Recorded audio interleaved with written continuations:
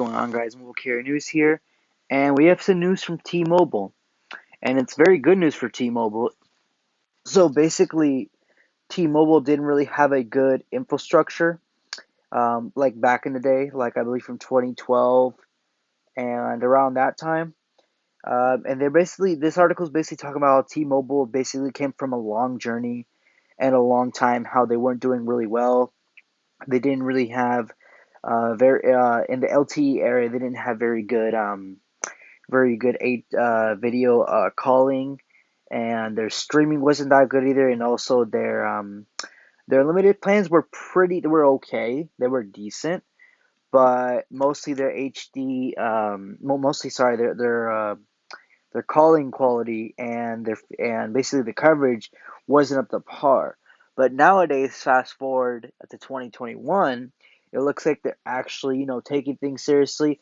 I do give them criticism for only investing $10 billion, but I'm actually glad T-Mobile's investing in the billions of dollars, and like all the other carriers. Even though Verizon and AT&T are investing more, but that's beside the point. I'm glad T-Mobile is actually investing a lot of money, just like the other carriers, because if they were investing only thousands of dollars, like $100,000, or just 1 million, then T-Mobile honestly would not cut it.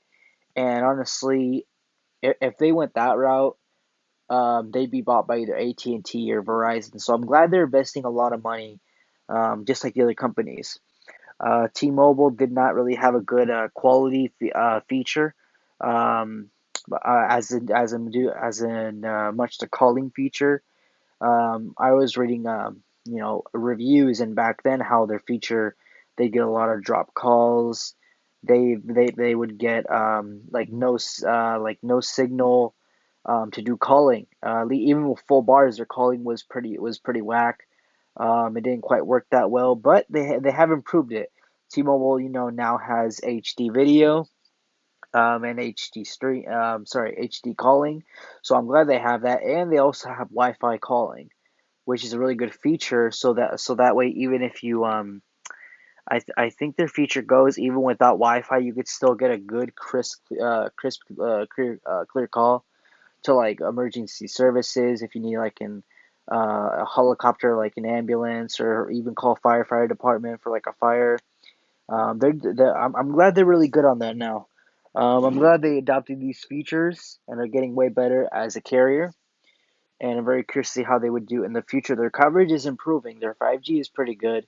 It's not as fast, as because 5G is still new. I just wish T-Mobile could honestly be improving more on their um, 2.5 gigahertz from Sprint, and I honestly wish they could be improving on their 600 megahertz bandwidth spectrum, because T-Mobile invested the lowest spectrum. Which, don't get me wrong, 600 honestly, I'm actually a little jealous because I wish Verizon had 600 megahertz of spectrum. I honestly wish Verizon invested that, with its high band of gigahertz spectrum. But Verizon went the route on basically we want to get the best, we want to get the faster spectrum, which I respect Verizon for. Verizon for that. They went their own route. But T-Mobile has invested 600 megahertz, where what they're doing is basically, like, if I go up to a high end, if I go up to like a 2 or 3 story hotel, I'll get good coverage there because they have 600 megahertz. T-Mobile has invested in the lowest spectrum, but that is a very big pro. That is the pro, because they can reach higher bandwidth than AT&T and Verizon. But I wouldn't put Verizon and AT&T out of line yet, because they are improving that too. I haven't had AT&T for a while now. It's been quite a long time. So I'm eager to test AT&T's 600 megahertz of spectrum. I don't really know anything much about how their spectrum works, but I'm very curious to see how they will when I test them. Now, as for T-Mobile, has come a long way from getting all their towers integrated, upgraded, and because they acquired Sprint, they'll get much more coverage in the United States. They have the biggest 5G lead right now in coverage, even though 5G is pretty new, but they have a lot of it. And I believe even before Sprint, they had a lot of coverage. So that's really good news to hear. I like where T-Mobile's going with this. Um, Verizon and AT&T are going to basically release C-band once it's once it's, I believe people say, uncleared or something like that. I can't remember how people say it. Once it's like off the airwaves, I believe. I'm still trying to learn how that actually works. But yeah, that's what Verizon and AT&T are doing. And what I really want to happen is let's say a C-band is released, and then let's say in summer 2022 or December 2022 when C-band's up like really good, and let's say I think AT&T and Verizon.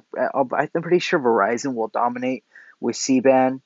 Let's say Verizon, surpasses T-Mobile, and just because and if that were to happen, just because Verizon surpassed T-Mobile doesn't mean T-Mobile's not a bad company.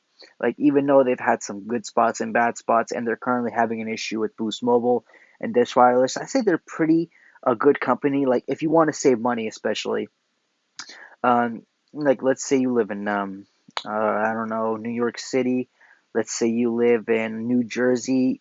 You would get good coverage with T-Mobile. Like you would be fine. You might see some dead zones here and there. That's for a lot of carriers, because a lot of carriers have a lot of dead zones. Like in my area, if I go up to like maybe up where these houses are next to more forest, yeah, there is some dead spots for Verizon.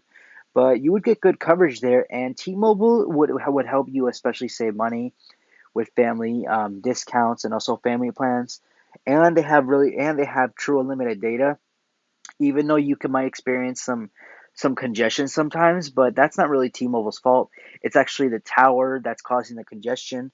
So if you have like a lot of people in a huge area like a park, and a lot of people, and like 50% or almost a lot of people have T-Mobile, the tower will get congested, and once people leave and you still stay in the same area, T-Mobile, you'll get better coverage again.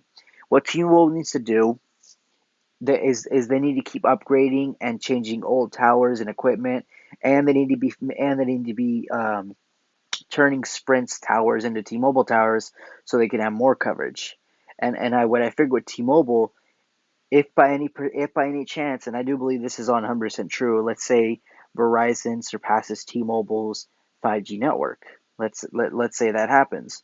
Hopefully, this will give T-Mobile a wake up call and honestly invest more in their network, and honestly get more towers up and running, because I'm pretty sure T-Mobile, the last thing they want is be third place, and I don't think they want to be for third place.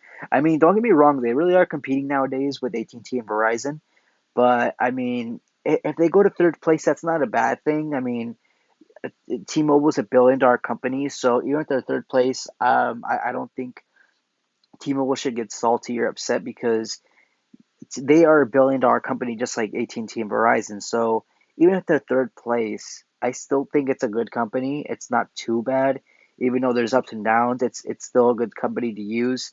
It just depends on the area. If you have T-Mobile and you're California, a 50-50 chance, depending on where you live, you might get good coverage. It just depends, honestly. Coverage, state, city, and town. But T-Mobile has improved a lot. They've improved with their HD video streaming, their HD calling, and their Magenta Max Unlimited plan. And they're looking pretty good for the future, as far as I can say. They do seem to have they will get better connection with Sprint's 2 gigahertz, and also their low band and mid band and their ultra capacity. So I do have some very positive experience with T-Mobile, and I'm honestly thinking of investing in their company. I did sell out some shares from T-Mobile myself just to make some profit. I believe I made 100 something profit. I honestly should get back in the game with T-Mobile stock. I do have AT&T and T and Verizon stock. Now I just got to get into T-Mobile stock, and I believe I'll be complete with that.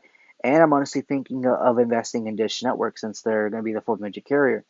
But besides that, what do you guys think about T-Mobile's improvements over the last, what, 6 years, I believe, or seven? Because they went from to a pretty decent carrier to now a pretty big, huge carrier, because they're now a $1 billion company. They literally have HD video streaming, HD Wi-Fi, HD calling, HD Wi-Fi calling, and Magenta Max plan. Let me know what you guys think. Let me know what you guys think about T-Mobile's improvements. Hope you guys enjoy this video. Like, comment, share, and subscribe, and I'll see you on the next video.